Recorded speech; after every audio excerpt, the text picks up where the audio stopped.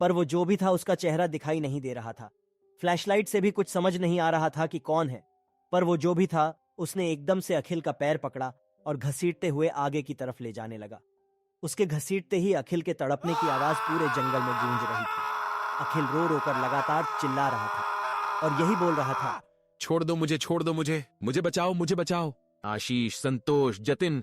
तीनों का नाम लेकर वो लगातार पुकार रहा था। हम लोग भी रोते चिल्लाते हुए अखिल के पीछे ही भाग रहे थे। उस समय हमारे सामने ही हमारे एक साथी को न जाने कौन घसीटते हुए लेकर चला गया और हमें पता भी नहीं चला कि कौन है वो। फिर भी हम अखिल को आवाज मारते हुए लगातार अखिल के पीछे ही भाग रहे थे। पर एकदम से जो अभी तक अखिल के तड़पने चिल्लाने की आवाज बहुत तेज तेज सुनाई दे रही थी, वो आवाज अब एकदम से शांत हो गई और उस आवाज के शांत होते ही ऐसा लग रहा था कि उस पूरे जंगल में सन्नाटा सा छा गया हो। लेकिन हम लोग तभी भी लगातार अखिल को आवाज लगा रहे थे, अखिल, अखिल कहाँ है तू? लेकिन हम लोगों को अब अखिल कहीं दिखाई नहीं दे रहा था और ना ही उसकी कोई आवाज सुनाई दे रही थी। हम तीनों हर तरफ झाड़ियों में जा जाकर लाइट मारकर अखिल को ढूंढ रहे थे, लेकिन अखिल हमें कहीं पर भी नजर नहीं आ रहा था। आश्चर्य की बात तो यह भी थी, जब से अखिल के तड़पने और रोने की आवाज बंद हुई थी, तब से इस जंगल में भी जो खतरनाक डरावनी रोने, चीखने, हंसने और अजीब अजीब तरह की जो भी आवाज आ रही थी, वो सब भी एकदम से बंद हो चुकी थी। पर हम अपने दोस्त को ऐसे गायब तो नहीं छोड़ सकते थे, इसलिए हम तीनों ने सोच लिया था पहले अखिल को ढूंढ लेंगे, उसके बाद ही यहां से बाहर निकलने के लिए सोचेंगे। तभी मैंने कहा, कहीं ना कहीं मुझे ऐसा लग रहा है कि यह जो अभी अखिल के साथ हुआ है यह हमारे साथ भी हो सकता है, क्योंकि उस समय उन औरतों ने कहा था कि यह श्रापित जंगल है। मेरे इतना बोलने के तुरंत बाद आशीष ने चिल्लाते हुए कहा, संतोष, उन औरतों की बात मत कर, सारी जड़ वही औरतें हैं। उन्हीं औरतों ने ही हमारे दोस्त अखिल को गायब किया है। यही सब बातें करते हम अखिल को ढूंढ ही रहे थे कि तभी जतिन, जो हमारे साथ ही चल रहा था, वो किसी चीज से टकराकर बड़ी जोर से मुंह के बल झाड़ियों में गिर जाता है। उसके गिरते ही तुरंत हम दोनों ने जतिन की तरफ लाइट मारी और जतिन को उठाया तो हम सबके होश ही उड़ गए और हमारी आंखों से आंसू बहने लगे। मेरे अंदर जितनी जान थी मैं उतनी जान से रो रहा था, क्योंकि मेरे सामने ही मेरे दोस्त अखिल की कटी हुई लाश पड़ी थी और जतिन अखिल के ही कटे हुए सर से टकराकर नीचे गिरा था। हम तीनों अखिल का वही सर देखकर रोने लगे। तभी मैंने थोड़ा आगे की तरफ देखा तो वहां पर अखिल की टुकड़े टुकड़े की हुई लाश पड़ी हुई थी। जैसा मैंने उस समय उन झाड़ी में पेड़ के नीचे देखा था, अब बिल्कुल वैसा ही अखिल की लाश के साथ हुआ था।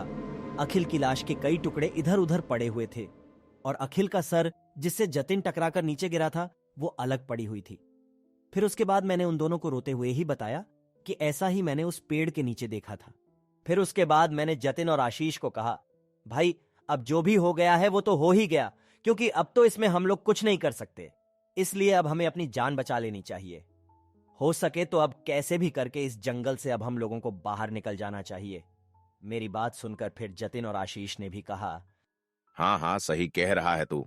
हम तीनों परेशान दुखी तो थे ही, क्योंकि हमारे सामने हमारे एक दोस्त की इतनी बुरी हालत में लाश पड़ी हुई थी, जिसको हमारे सामने ही कोई घसीटता हुआ लेकर गया और हम कुछ कर भी नहीं सके। फिर उसके बाद हम तीनों एक दूसरे का हाथ पकड़कर जंगल में आगे की तरफ जैसे ही चलने को हुए, वैसे ही उस जंगल में फिर से किसी औरत के जोर जोर से हंसने की आवाज फिर से सुनाई देने लगी। पर अब की बार वो हंसी हमको पहले से भी ज्यादा डरावनी लग रही थी, क्योंकि इससे पहले जब हमें यह हंसी सुनाई दी थी तब हमारे दोस्त अखिल के साथ वो सब हो गया। पर अब की बार आशीष उस हंसी को सुनकर जोर जोर से चिल्लाने लगा, कौन है तू और क्यों परेशान कर रहे हो हमें? अगर इतनी ही हिम्मत है तो सामने आओ, पीछे से क्यों डरा रहे हो? आशीष के इतना बोलने के बाद वो हंसने की आवाज अब और भी ज्यादा तेजी से सुनाई देने लगी और ऐसा लग रहा था जो भी औरत हंस रही है वो हम लोगों के पास में ही है, पर वो हमें कहीं दिख नहीं रही थी। ऐसा लग रहा था जैसे हवा में ही हंसी की आवाज सुनाई दे रही थी। पर तभी हवा में से ही कोई बोलने लगा, सब मरोगे, तुम सब भी मरोगे। जैसे एक मारा गया वैसे तुम तीनों भी मारे जाओगे। जो इस जंगल में आएगा वो मर जाएगा, मरोगे तुम लोग। हवा में से ही उसके बोलने के बाद फिर आशीष ने कहा, क्यों मारे जाएंगे हम लोग? क्या किया है हमने? और क्यों मारा तुम लोगों ने हमारे दोस्त को? लेकिन इस बार आशीष की बात का कोई जवाब नहीं मिला और फिर से उसी औरत की हंसी सुनाई देने लगती है। पर इस बार वो हंसी की आवाज बहुत ज्यादा डरावनी और भयानक लग रही थी। आवाज पूरे जंगल में गूंज तो रही थी, पर ऐसा लग रहा था कि हमारे आसपास ही कोई हंस रहा हो, क्योंकि उसकी आवाज हमारे कानों में ऐसे आ रही थी जैसे वो हंसी हंसने वाला भी हमारे साथ ही चल रहा हो। पर तभी मेरे फोन की बैटरी भी खत्म हो गई।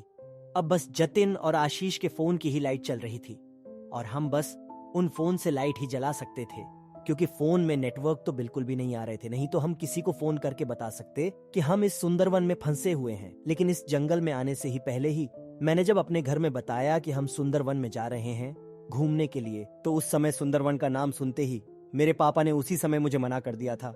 उन्होंने कहा, तुम लोगों उस जंगल के अलावा और कोई जगह नहीं मिली, वहां मत जाना। उस जंगल के बारे में बहुत अजीब अजीब बातें करते हैं लोग, इसीलिए वहां मत जाना। लेकिन मेरे पापा ने जब ऐसा कहा तो हमारे अंदर इस जंगल के अंदर आने के लिए और ज्यादा उत्सुकता होने लगी और हम लोगों ने कहा, अब तो जरूर जाएंगे सुंदरवन में घूमने के लिए। पर अब हमें पता चला कि बहुत बड़ी गलती करी थी। हमने उस समय यह निर्णय करके कि हम जरूर जाएंगे सुंदरवन में। काश मैं अपने पापा की बात उस समय मान लेता, पर अब इन सब बातों से कोई फर्क नहीं पड़ता, क्योंकि हम सुंदरवन में आए और अब फंसे हुए हैं। रात के लगभग 12 बज चुके हैं और हमारे एक दोस्त की भी मौत हो गई है। यह भी पता नहीं कि अब हम लोग यहां से जिंदा वापस जा भी पाएंगे या नहीं। हम तीनों ने यह तय किया कि अब एक ही फोन की लाइट जलाएंगे, क्योंकि दोनों फोन की बैटरी खत्म होने वाली थी और यहां अंधेरे का मतलब मौत ही है। लेकिन एक लाइट जलाकर इस खतरनाक बड़े भयंकर जंगल में कोई फर्क नहीं पड़ रहा था और कुछ सही ढंग से दिख भी नहीं रहा था। तो हमने कहा जो होगा देखा जाएगा। इसलिए हमने फिर दोनों फोन की लाइट ऑन करके जंगल में आगे की तरफ जा रहे थे और यही सोच रहे थे, शायद क्या पता बाहर निकल ही जाए। यह उम्मीद तो थी हम तीनों को, लेकिन जंगल में वो हंसी और रोने की आवाज लगातार अभी भी गूंज रही थी। ऐसा लग रहा था वो आवाज एक पल में ही रो रही हो और थोड़ी ही देर में अजीब सी हंसी में हंस रही हो। और जंगल में जंगली जानवरों की आवाज तो आ ही रही थी। लेकिन सच बताऊं तो हमें उस समय किसी भी जंगली जानवर की आवाज से कोई भी दिक्कत नहीं थी।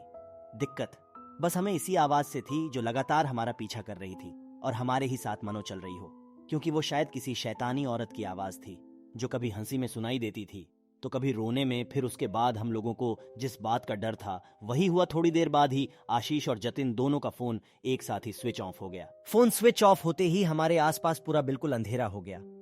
उस समय अंधेरे में तो ऐसा लग रहा था अब बस इसी समय ही कोई हमारी जान ले लेगा। तभी जतिन ने कहा, यार हमारे पास गैस सिलेंडर तो है ही, चलो जब तक सुबह नहीं हो जाती तब तक इसको ही जलाकर यही जंगल में कहीं बैठ जाते हैं। फिर मैंने भी कहा, हाँ बात तो सही है, क्योंकि मैंने सुना है कि आग से भूत प्रेत या ऐसी बुरी शक्तियां डरती हैं और वो हमारे पास नहीं आ सकती जब तक हम आग जलाकर रख देंगे। फिर उसके बाद हम जो सिलेंडर लेकर आए हुए थे उसके चूल्हे में आग लगाकर हम लोग उसी सिलेंडर के आसपास बैठकर आग सेक रहे थे कि तभी उसी आग की रोशनी में मुझे ऐसा लगा जैसे कोई सामने से हमारी तरफ आ रहा हो। मैंने जतिन और आशीष को भी हाथ से इशारा करके दिखाया तो जतिन ने कहा, यार यह तो अखिल जैसा लग रहा है, सच में अखिल जैसे ही है शायद। जतिन के इतना बोलने के बाद मैंने आवाज लगाई, अखिल अखिल। इतना बोलकर उसकी तरफ जाने लगा, लेकिन तभी आशीष ने मुझे पकड़ लिया और कहा, रुक भाई, यह मत भूल, इस जंगल में कुछ ना कुछ छलावा ही है। शायद क्योंकि अखिल को तो कोई हमारे सामने से घसीट कर ले गया था और हम तीनों ने उसकी लाश भी तो देखी थी। कई टुकड़ों में यह कैसे हो सकता है कि वो अखिल हैं, इसलिए हमें यहां से उधर जाना ठीक नहीं है।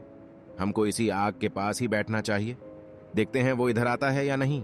आशीष के इतना बोलने के बाद मैं फिर से अपनी जगह पर बैठ गया, पर अखिल तो अभी भी हमारी तरफ ही आ रहा था और थोड़ी ही देर में वो हमारे पास ही पहुंच गया और वो हमसे थोड़ी सी दूरी पर आके खड़ा हो गया।